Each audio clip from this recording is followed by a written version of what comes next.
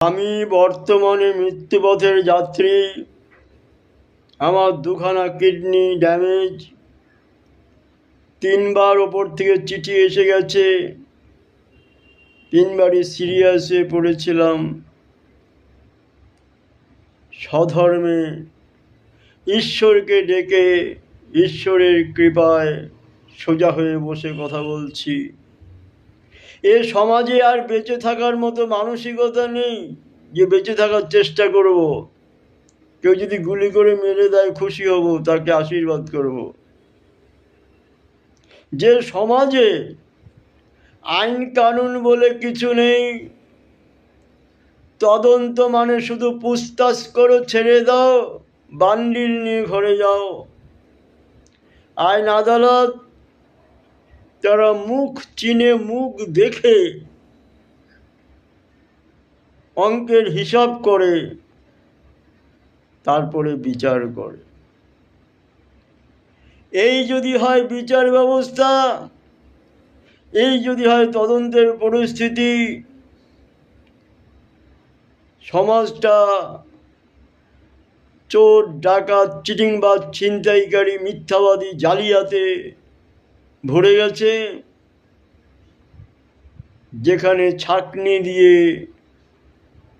খুঁজে লাখোতে একটা মানুষ পাওয়া যাবে কিনা সন্দেহ। মৃত্যুর আগে সেই যন্ত্রণা বক্ষে নিয়ে যেতে হচ্ছে। শ্রীমদ্ ভগবদ গীতায় শ্রী ভগবান শ্রীকৃষ্ণ বলেছিলেন, বহুনাং জন্মনামন্তে জ্ঞানবান মাং প্রপদ্যাতে বাসুদেব সর্বমিতি স মহাত্মা সুদুর্লভা। সুদীর্ঘ জীবনযাপনের পরে, লক্ষ লক্ষ জন্মের পরে মানুষ জন্ম, দুর্লভ জন্ম পেয়ে থাকে। সেই দুর্লভ জন্মের যে যন্ত্রণা,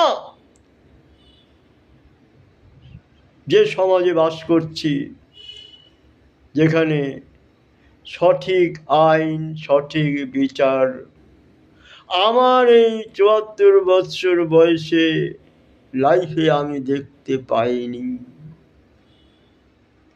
100 টাকা চুরি করলে তার জেল হয়ে যাবে 1 বছরের। কোনো প্রমাণ দিতে হবে না, ও শুধু বলবে চুরি করেছে বা জেল হয়ে যাবে। কোনো তদন্ত প্রমাণ কিচ্ছু লাগবে না। আর কোটি কোটি কোটি কোটি লক্ষ কোটি চুরি করলে তাকে তো জেলে নেওয়া যাবে না বাবা।